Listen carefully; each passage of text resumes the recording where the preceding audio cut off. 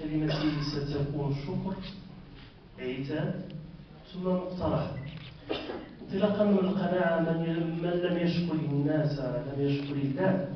حقيقة هذه المجهودات الطيبة التي قدمتها الفيدرالية تستحق منا الشكر الكبير على المجالات التي غطتها، وهي مجالات حيوية وربما ينطبق على برامج ديال الدولة، الثقافة، التعليم،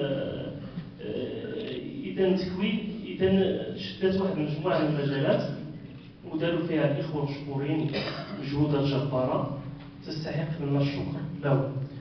ثم العتاب، هذا المجمع الكبير يستحق الحضور ديال الإعلام العمومي. للأسف ما عرفت واش الإخوة ما داروش طلب أو هناك غياب متعمد.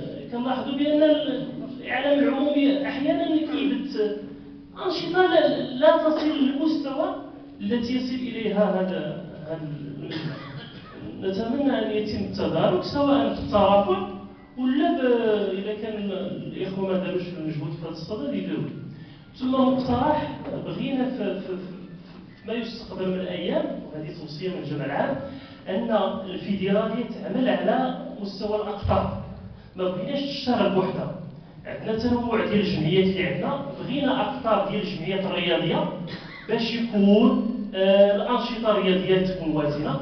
بغينا أقطار ديال الجمعيات المهنية باش تكون مبادرات اللي هي نوعية ويستفيد فيها المهنيين. بغينا أقطار عشان إذا كل مجال من المجالات ديال الجمعيات التي تنضوي تحت الفيدرالية أنها تشكل قطب ولا خلية تفكير اللي تشتغل تحت اللواء ديال الفيدرالية. وكنشكركم مجددا والسلام عليكم.